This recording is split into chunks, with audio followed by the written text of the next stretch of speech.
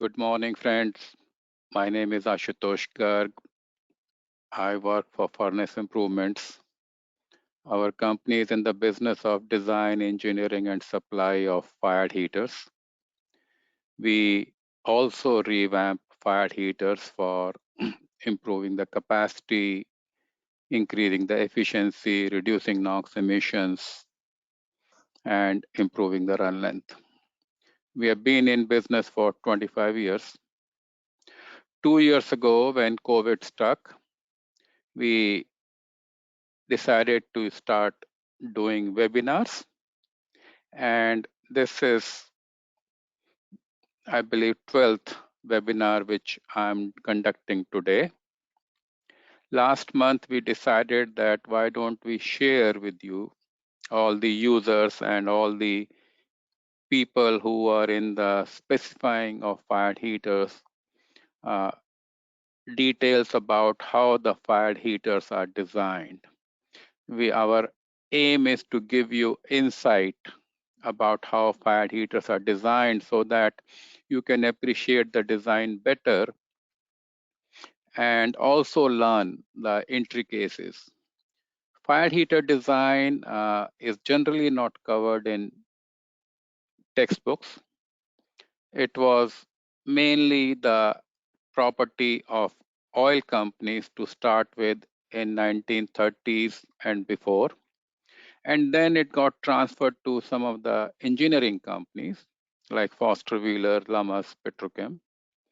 And slowly uh, it got transferred to other companies.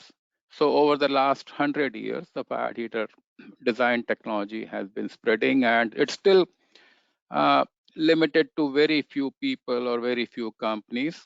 Maybe there are about 10 fired heater suppliers in the entire world. But we want to give you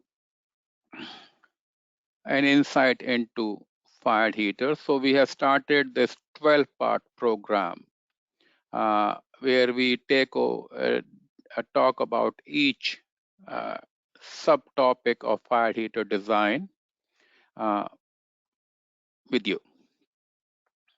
So fired heaters, as you know, are one of the largest equipment in the oil refineries and chemical plants.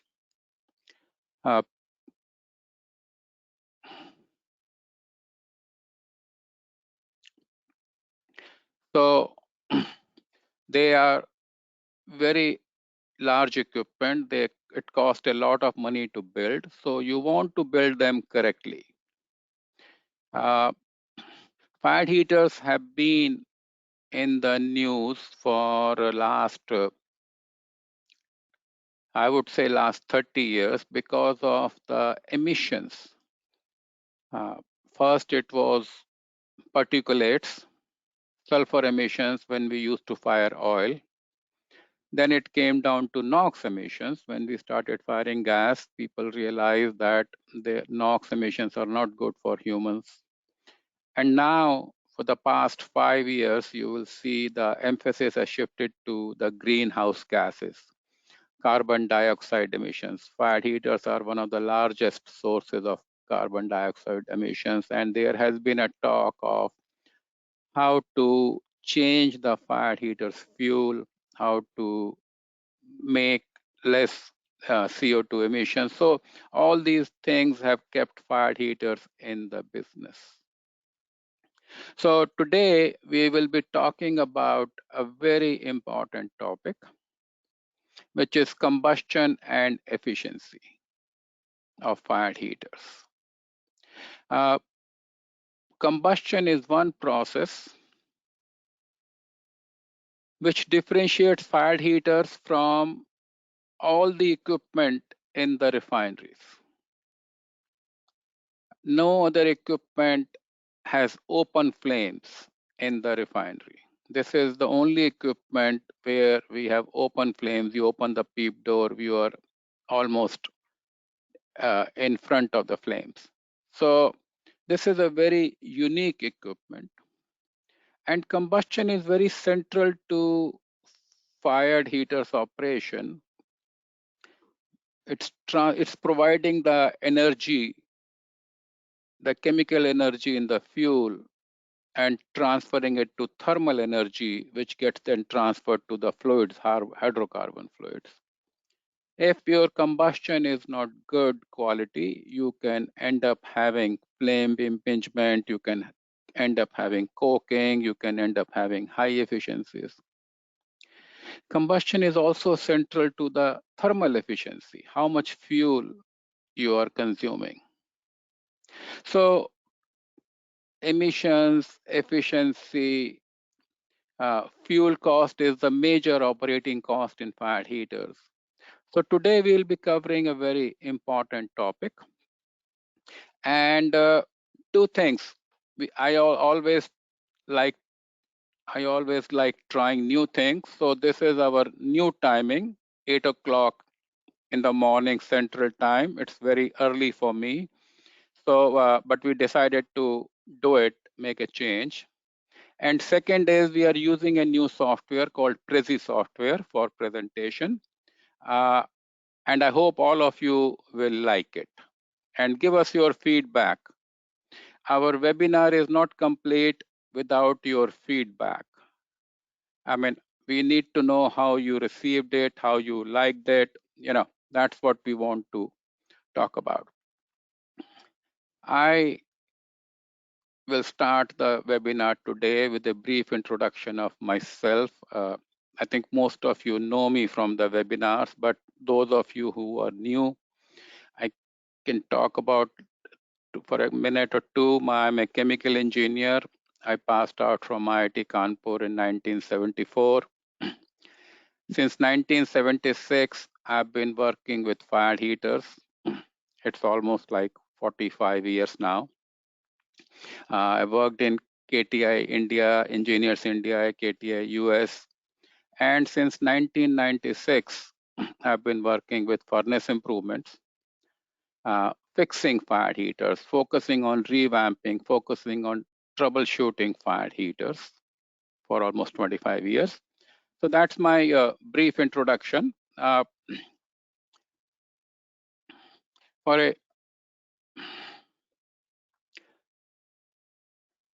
want to talk about my company, Furnace Improvements. We have been in business for 25 years. They are paying for all the time and all the energy and all the effort our team has put up in this webinar. So you need to listen to me for a couple of minutes before we go back to our combustion process. We have two offices. The project office, as I call it now, is in Sugar Land, Texas. That's where I am based at. And our main office now is in Noida, India. That's where all the design, engineering, and all the other activities are carried out. Our focus has been improving performance of existing fired heaters, that is revamping. If you have a fired heater where you are having issues, you are having run length issues, you are having shutdown issues, you are having high tube metal temperatures, emission issues, call us. Please call us and we would like to help with you, work with you and help you. Our model has been working directly with end users, refiners, petrochemical plant owners. And our approach has been contrarian approach. We always challenge what is existing, what is conventional. Not that we rebel at every time, but we always challenge what is the conventional approach, and try to see if things can be improved. We are also working as systems engineers, so we try to look at the heater from all the way from top to bottom, or from bottom to top, from burner, radiant section, convection section, stack, everything, check it out, I'm very lucky to have a very good team who has been with me for a very, very long time, and we take pride in high quality technical work. Because of the time difference, we can do round the clock work for you. We can supply you heater in about 6 months time. That's how fast we can do it. We have done it in 4 months. So we can keep schedules. our organization is very flat. We are hands-on people, and you will see me doing heater design even after 40 years. So I do the design myself and then make sure it's done right. Our philosophy has been do it once, do it right. And we find that's the most important philosophy or of doing things economical way.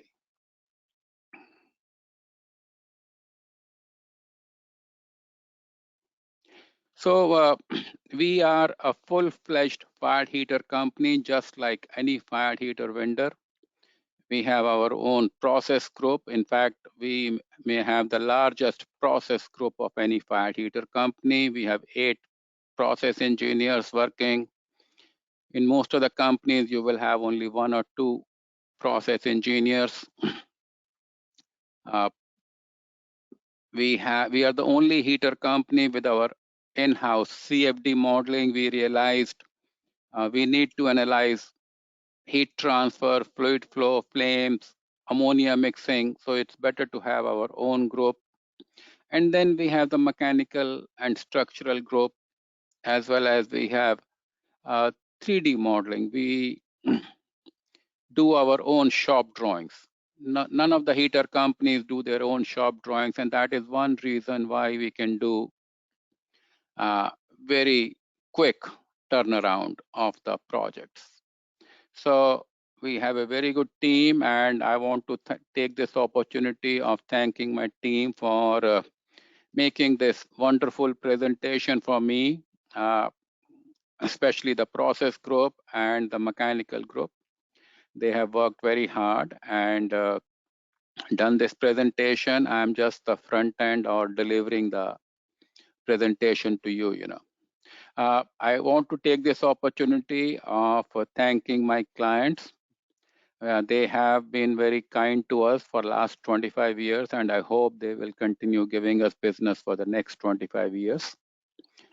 Phillips 66, Citco, Countrymark, Delec, Valero, we are working with almost all the oil companies in US.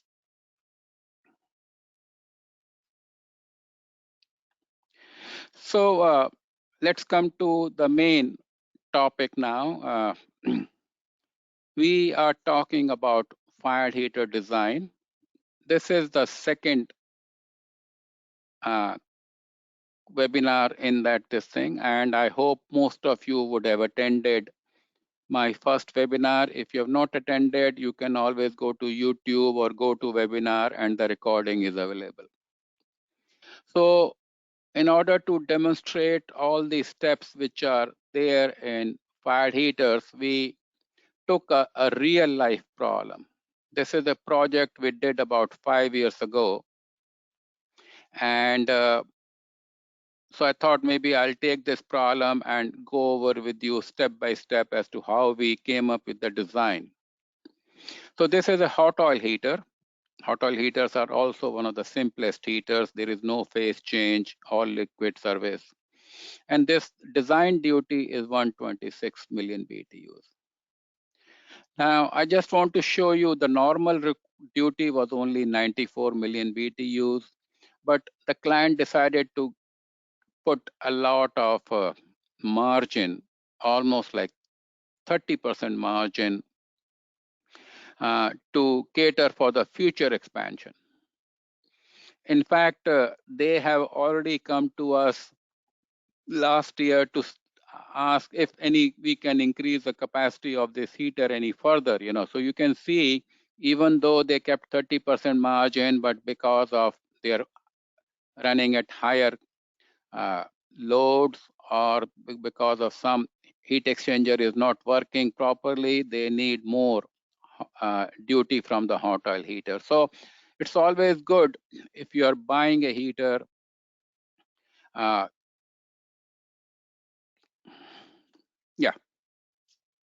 If you're buying a heater, keep plenty of margin in the duties. You never know when your upstream heat exchanger train gets fouled and you start limiting the heater. So one of the things which you need before you start designing is, what are you going to heat? What fluid are you going to heat? What is the flow rate of that fluid? What are the pressure and temperature? And then the physical properties like density, viscosity, thermal conductivity, specific heat. So this heater had Therminol 66 as a fluid. The flow rate was about 1.8 million pounds per hour.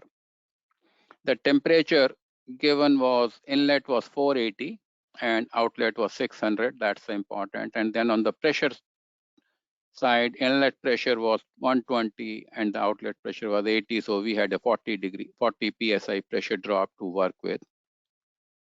And then you can see the other properties. These properties are necessary.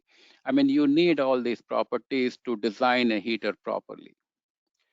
If you are working with any hydrocarbons, then either you need the ASTM distillation data, which can generate all these properties, or you need a TBP data, or a lot of times you can have the feed composition. If you're heating gas, you tell us it has hydrogen, it has carbon dioxide, it has methane, so we can input that and generate again these properties for proper design of our fired heater.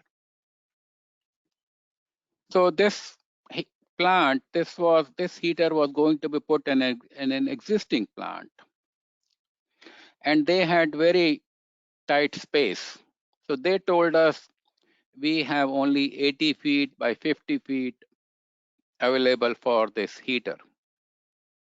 And I will tell you how the plot space won us the job, So, but the plot space is important actually. And also, if you are buying a heater, you need to know how to access, what will be the access, because you need to have crane for erecting the heater. Where will the crane be positioned, right? You need to know what is the width of roads inside the plant, because you're going to ship these components.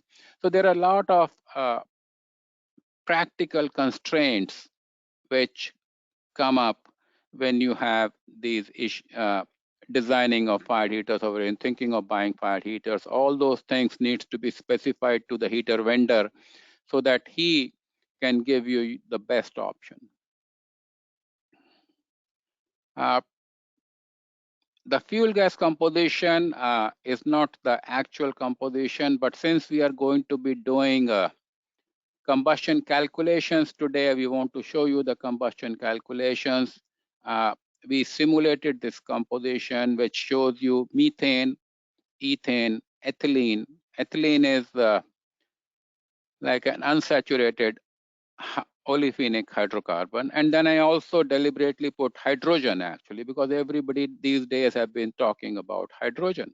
So I said, okay, let me put 25, 25 each so that you see how these components behave, Also, the client specified a minimum efficiency of 90%. Now, here is something I want to talk to you about thermal efficiency. Thermal efficiency is a very, very important parameter in any furnace. It directly affects the cost. So if you are buying a fired heater, if you're specifying a fired heater, make sure you specify the efficiency required. Because as a heater vendor, I try to minimize the heater cost. And when I minimize the heater cost, I end up minimizing the efficiency. So if you want, if fuel cost is important to you or emissions are important to you, you want to maximize the fired heater efficiency. But if you specify the fired heater efficiency, you should be ready to pay the cost as well, actually. So fired heater efficiency is a very, very important parameter, and don't leave it to the vendor, because then you will have 4 proposals from 4 vendors with 4 different efficiencies. So make sure you are able to specify the efficiency correctly.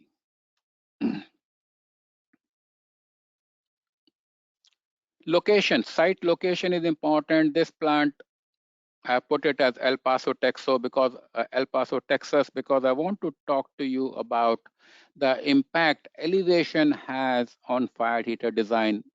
We will take this up later when we are doing the stack sizing and the burner sizing. That's where it comes into play, and also the ambient temperature comes in play.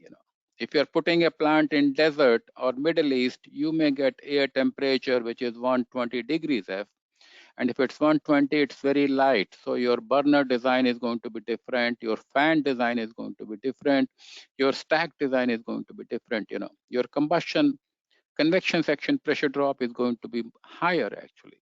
So there are a lot of parameters which start affecting the fired heater design. I'm not trying to scare you from fired heater design, but I'm just trying to tell you is it is complicated. It is complicated, and you need to pay full attention to all the parameters if you want to get the best heater design going. Emissions, very, very important, and especially in 21st century. So this client specified that they want NOx less than 10 ppm emission volume ppm, this thing, and ammonia also to be 10 ppm. So we will talk more about it, but basically we needed to put an SCR, selective catalytic reduction unit, on this heater to get down to 10 ppm. So I'll show you later in the future webinars how we did it. But emissions are very, very important. I mean, nowadays, anywhere you are putting a heater, you need to make sure you have the right emissions to start with. So what are we going to be talking today? We are going to be talking about combustion. We are going to be talking about combustion reactions, excess air requirements, typical fuel oil, fuel gas, culprit, acid dew point, which causes corrosion, and then factors affecting thermal efficiency, air preheater and waste heat recovery, waste heat boilers. And then we have some combustion and efficiency calculations to show you. That's what my goal is to cover in this session. I already talked to you about this. This is just a repeat. I'm wearing the same coat, which is there in the picture. Which I really like it. So,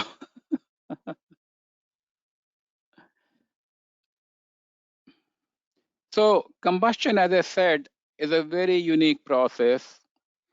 And what we are doing in combustion is the chemical energy which is stored in fuels is transferred into thermal energy. And combustion is a very, very important reaction. It is an exothermic reaction. It is an instantaneous reaction, takes place very fast, cannot be reversed. And it happens between the fuel, hydrocarbons, and air. We are only using oxygen from the air. Nitrogen is like an inert for us, but it comes automatically with us. And the products of combustion are called flue gases. That's what the products of combustion are called.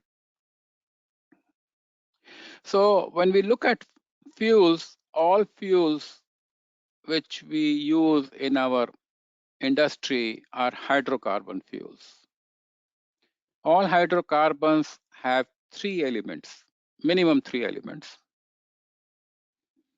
carbon, hydrogen, and sulfur. Sulfur may be there in very, very minute quantities, or sulfur could be there heavy actually. Especially if you are burning fuel oil, you may have sulfur as high as 6%. We did a project for long time ago for Gujarat hydrocracker project, I remember back in 80s. And the fuel oil they had was vacuum residue having 6% sulfur.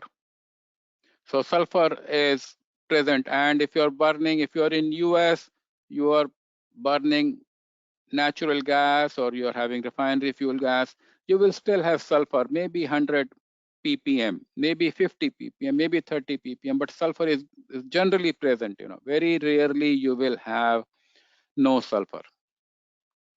So three components are there, and no matter whether you are burning fuel oil, whether you are burning fuel gas, the three reactions take place, three combustion reactions take place irrespective of the composition.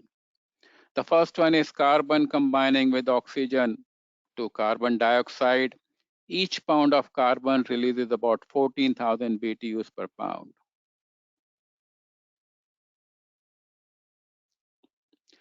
Similarly, hydrogen. Hydrogen is very good. When you burn it with oxygen, you produce water vapor, no carbon dioxide. And on a mass basis, it has one of the highest heat releases, 51,000 BTUs per pound. So it has a very, very high heat release on base per pound. So 1 pound of hydrogen has a lot of energy. Let's come to sulfur. Sulfur combines with oxygen and produces sulfur dioxide and some sulfur trioxide. We will talk about it in a few minutes. And it also produces heat, about 4,000 BTUs per pound. So let us talk about one of the simplest fuels, methane. Everybody knows methane, CH4. And the first question comes, why do we even have excess air? Why not go for the stoichiometric combustion? Why have excess air? And the answer is you want the combustion to take place instantaneously. And in order to have the complete combustion take place, you have to supply the one reactant in excess. So what would you like to supply? You want to supply air, which is free, or you want to supply fuel, which costs money. And also it will lead to emissions problem if your fuel is not combusted. So in order, because we are having this reaction taking place in milliseconds, we end up supplying excess air so that all the fuel is consumed. And it also depends on the mixing. The better mixing will give you lower excess air. Poor mixing will give you higher excess air. So let us talk about 20% excess air, which is typically industry standard, 15% to 20% excess air. We take methane, oxygen, and nitrogen. And our products of combustion are carbon dioxide, water vapor. The nitrogen is an inert. Nitrogen does not take any part in the chemical reaction. So nitrogen goes in, goes out, but it's a heat loss. We are losing heat. And then we have unreacted oxygen, which is basically we call excess oxygen.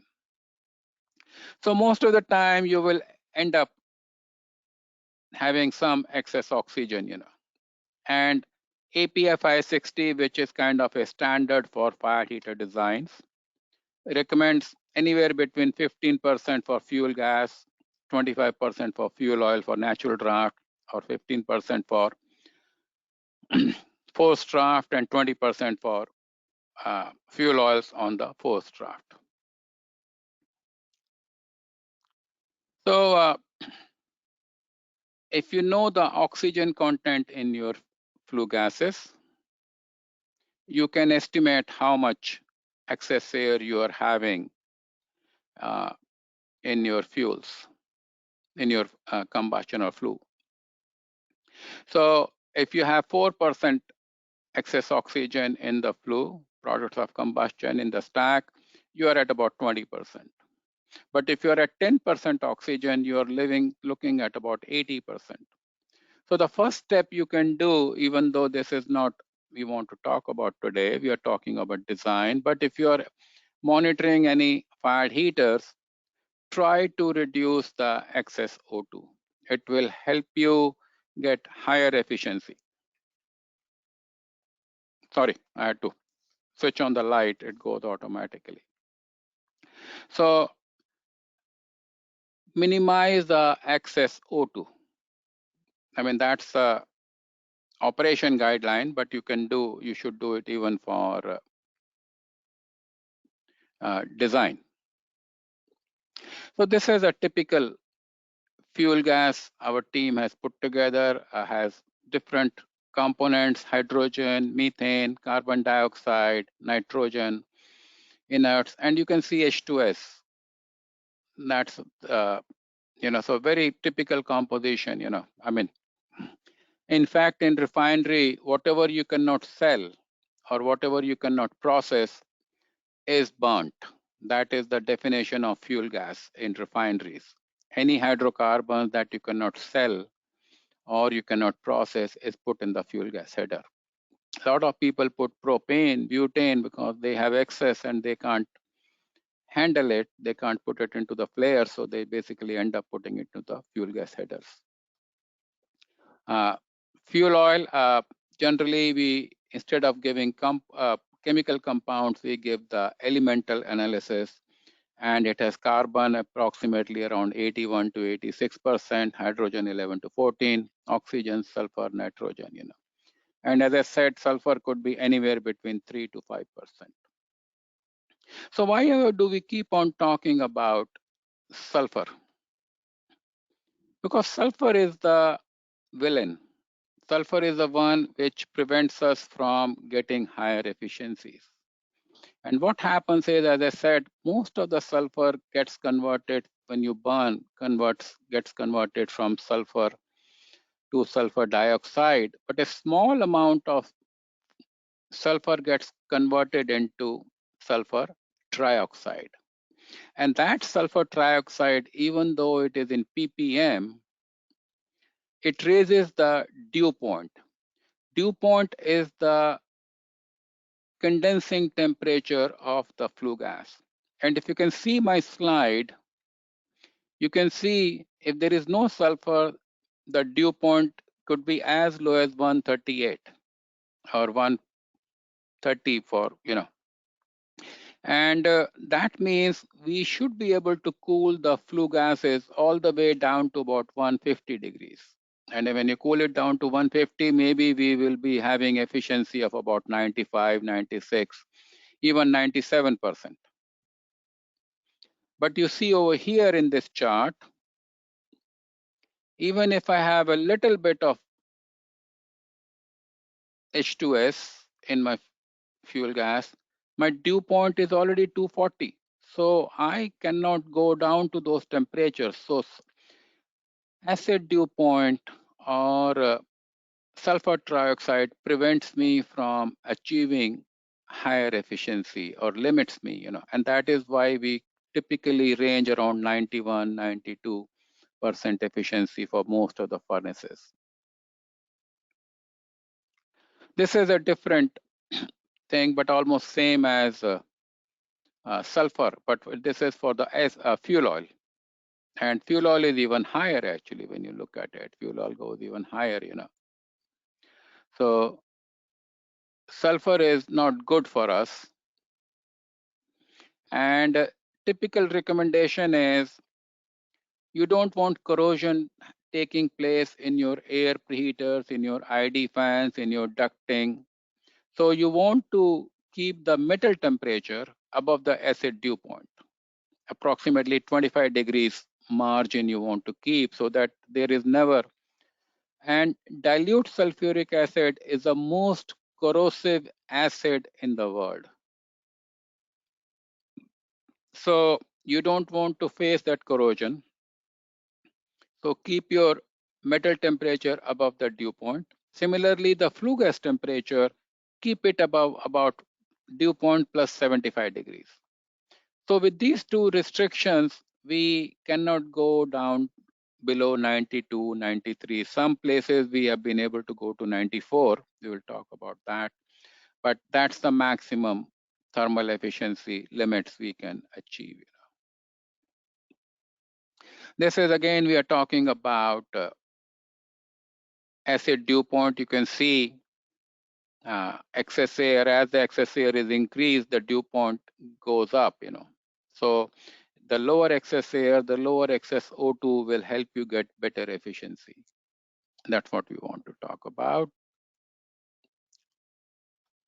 Hydrogen firing, we will cover a lot more in details, but hydrogen is very clean fuel, and if we can convert all our fired heaters to hydrogen, I think we will be uh, absolute clean. Actually, we will be emitting water vapors, but I think the cost of converting heaters from current fuel gas to hydrogen is going to be prohibitive, and it will only take place when the cost of hydrogen production goes down. There is a sustained effort in US and in UK and maybe in India to little bit to start doing some experimentation and see whether we can convert into hydrogens.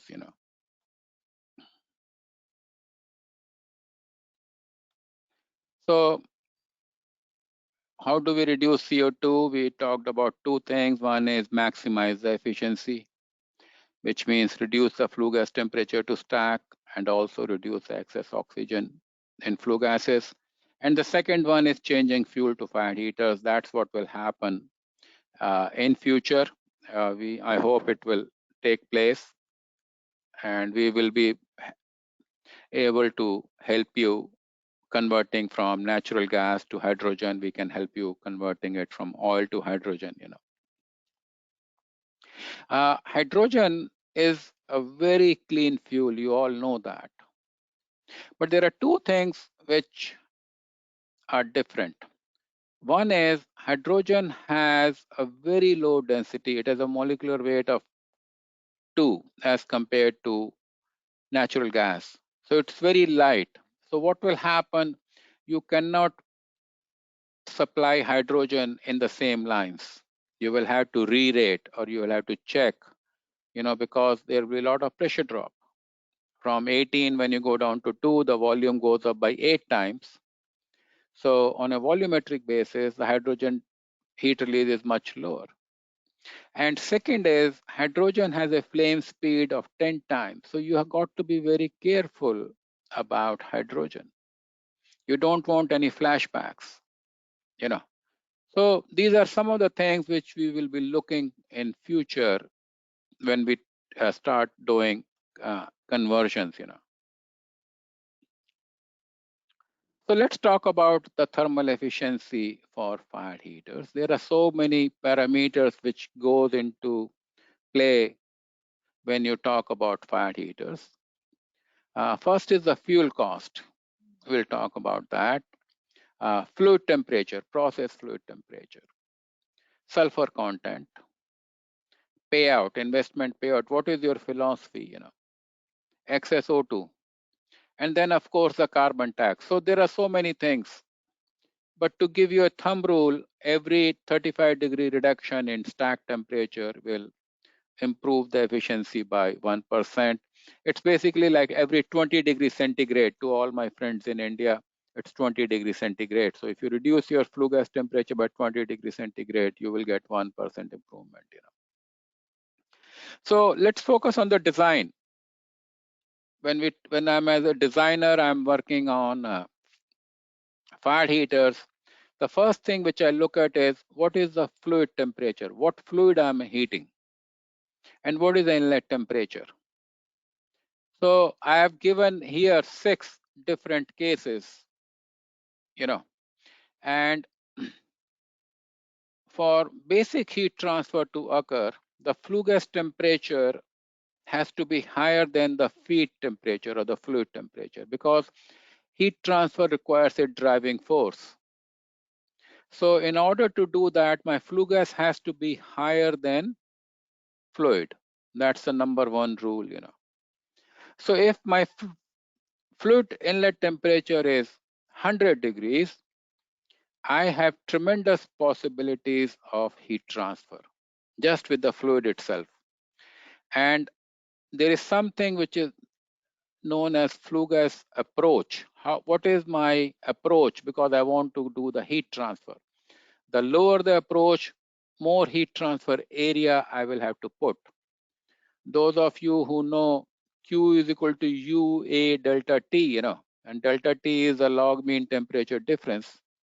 So it's basically, if I have 100 degrees, 200 degrees, I can make the heater efficient all the way to 90% without putting any air preheater or waste heat recovery, because I have very low temperature. So I can cool my flue gases straight away.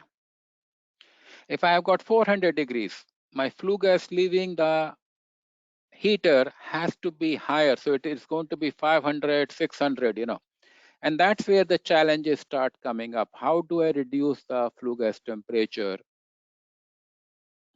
to 300 degrees or 400 degrees when my fluid inlet temperature is 600 or 800 degrees? And that's what we will talk about in this course, how to do it economically. I mean, remember, when we are doing fired heater designs, cost is the number one issue in designer's mind. He wants to give you the most economical fired heater, because if he gives you one guy is quoting $2 million, the other guy quotes $2.5 million, you will automatically disqualify him. You won't consider his offer. You will say the other guy is doing it for 2 million. Why are you charging me 2.5? And there are some heaters where the inlet temperature could be anywhere between 800 to 1000 degrees, and there we could be thinking about putting waste steam generation, waste heat recovery units, waste heat boilers generate steam. Those heaters are very good candidates for steam generation.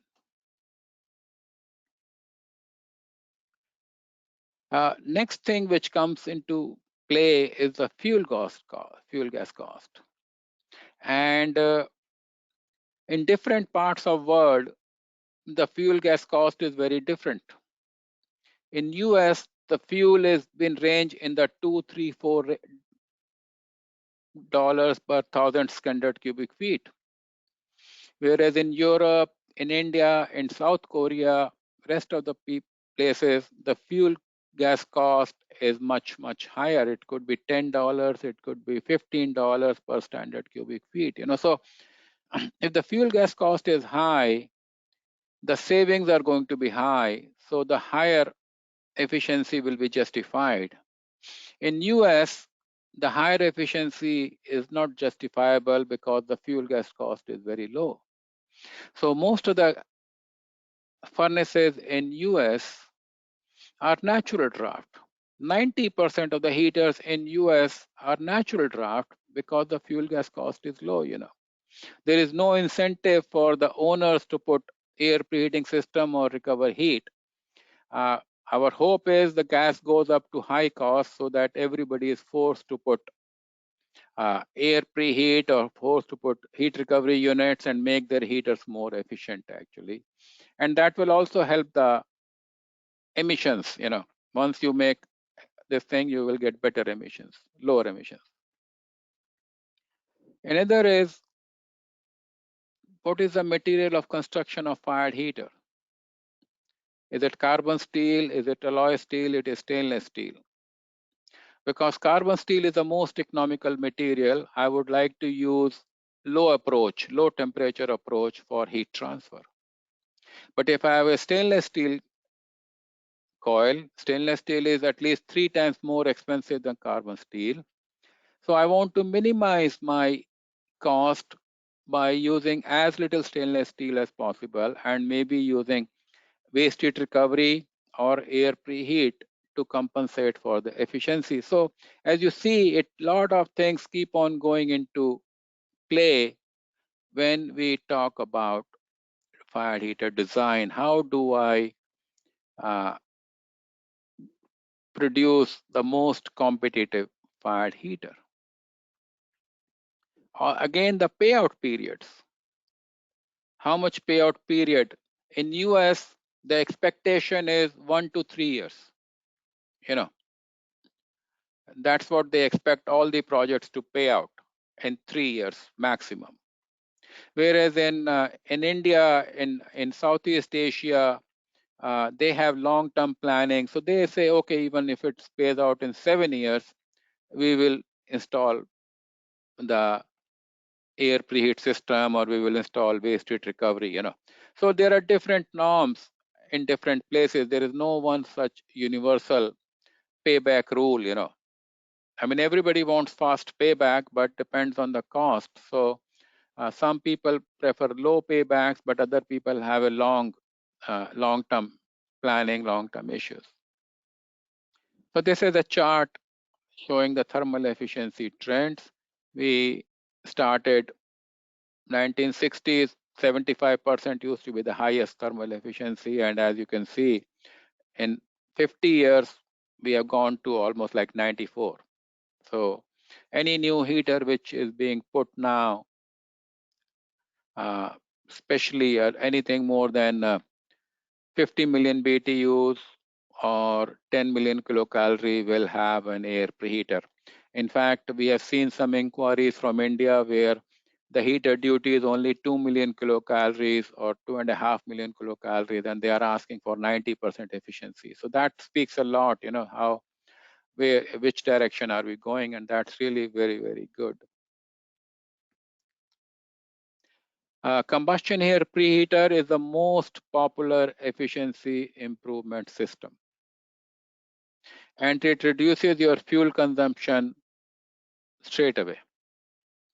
By recovering heat from the flue gases, we preheat combustion air and feed that hot air into burners or into the radiant section. So we are recovering heat, and we can cool the flue gases down to about 300 degrees F or 150 degrees centigrade, go up to about 92% efficiency. That's a very, very common thing. A lot of people, they prefer steam generation, especially like steam methane reformers, ethylene crackers, where we find, so those can be very, very helpful, and there they generate steam, And you can see here we have a boiler feed water preheater, steam superheater, steam generation coils, to generate steam actually. And we can again achieve 90 to 92% efficiency. In fact, we can add a process preheat coil in ethylene crackers over here, and we can go to about 94% efficiency. So we could do that. So that's the same thing what we have been talking about, waste heat recovery. We can have, this is a forced circulation system. We can have a natural circulation system. So let's talk about fuel efficiency. What is the fuel efficiency means? Fuel efficiency means the useful heat or the total heat absorbed, which is transferred to the fluid, divided by the fuel input, how much heat we are firing. Now, in a lot of cases, we cannot measure the heat absorbed in the process because of two-phase flow, because of reactions. So what we do is we say, okay, the total heat absorbed is indirectly how much heat I have input and how much heat is lost. And basically the difference between the two is my total heat absorption. That is an assumption which has been made, and it works very well for most of the cases. So this is a formula. I think we have a heating value, air sensible heat, fuel sensible heat, and if we have atomization media, then the atomization media. And then the losses are radiant heat losses and stack heat losses divided by the heating value of the fuel. So that is how the fuel efficiency is defined. The fuels typically have two efficiencies defined. They have higher heating value when you take the products of combustion and cool them down, and water in the flue gases condense, giving additional heat. That is known as higher heating value. Higher heating value is used in the utility industry. Lower heating value is when the products of combustion remain in gas phase, and that is used in the process industry. And it is expressed mostly as kilocalorie per kg, kilocalorie per meter cube, or BTU. So I have these combustion calculations. Let's go over them, see how many slides we can cover. So let's do some of this heat balance. My colleague has done it. So thermal efficiency needed is 90%. Inlet fluid temperature is 480. I select an approach of 200 degrees. So my flue gas temperature leaving the convection is 680. There is a reason I will tell you later why I selected an approach of 200 degrees.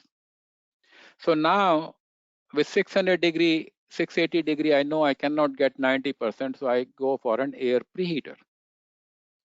API says you have to take heat losses of about 2.5% with air preheating systems. So we come up with an air preheater which cools flue gases from 680 to 365 and preheats the air from 60 degree to 435 degrees. My air preheater duty is about 11.3 million BTUs, and my calculated thermal efficiency is about 90%. So I'm able to match it. I'm able to meet the requirements. Let's take another case.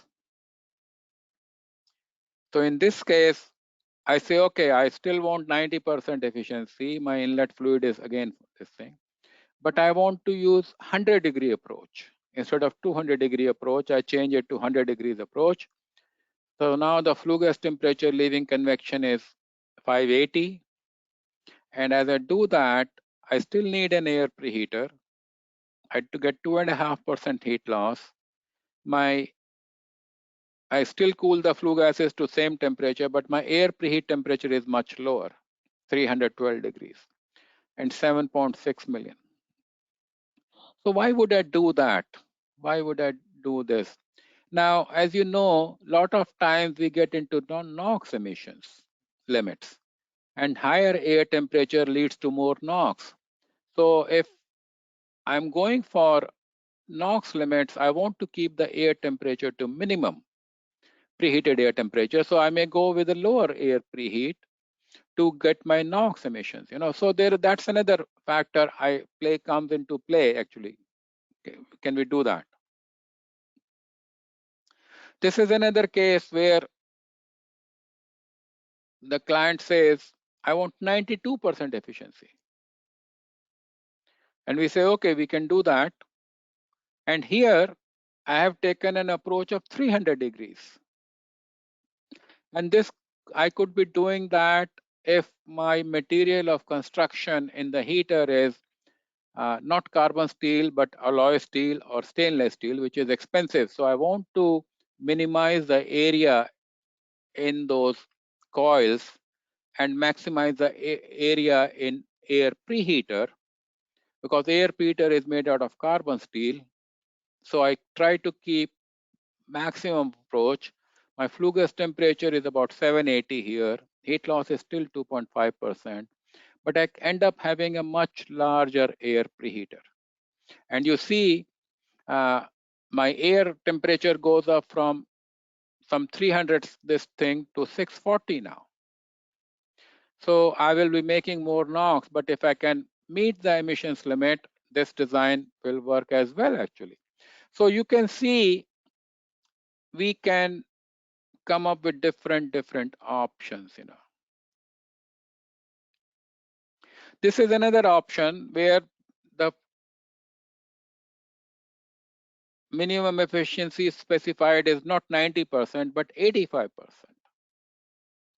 So with 85%, I said, okay, I don't need to put an air preheater. I put inlet temperature of 480. I put a 50-degree approach. And when I put a 50-degree approach, I get 530 degrees this thing. And with 1.5% heat loss, I'm able to get about 87%, So as I said, most of the heaters in US are natural draft. I mean, that they are still pretty efficient, actually. They could be more efficient, but they're still pretty efficient. And we can get up to 87% efficiency in this case, So efficiency combustion is a very, very important first step calculation, which we do in fired heater design,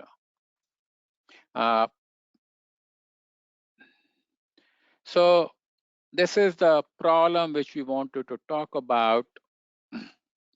And you can see we took this thing and we did methane, ethane, hydrogen combustion.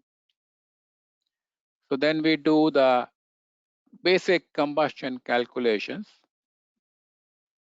Methane gets converted into carbon dioxide and water vapor. Ethane also gets converted, but if you look at the differences and how many moles, it needs 2 moles, ethane needs 3.5 moles.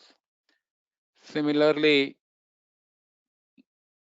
ethylene needs 3 actually, and what hydrogen needs 1. So we write these individual equations, and then we do these stoichiometric calculations.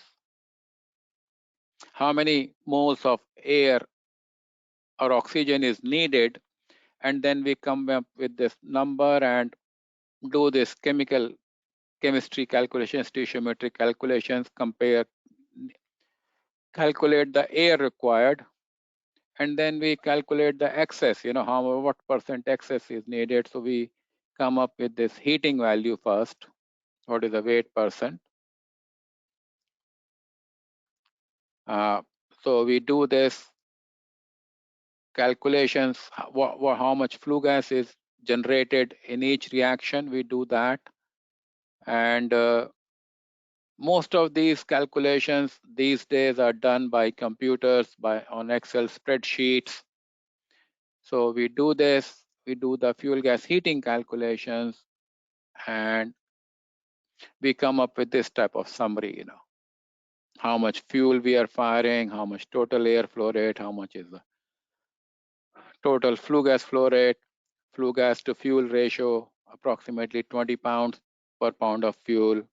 What is the heating value? What is the higher heating value? So we do all these calculations, which are generally done by computers, and then we come up with this fuel efficiency, This, I think we already presented this formula. So we calculate the heat losses, radiation heat losses, how much is the heat loss. We calculate the stack heat loss depending on the temperatures. And in each case, it is different. When it is 365, it is 1581. When it is 285, it's higher. But when it is 530, it's even, it's lower, this is higher. So we do this, and then we come up with the efficiencies, So it's a pretty,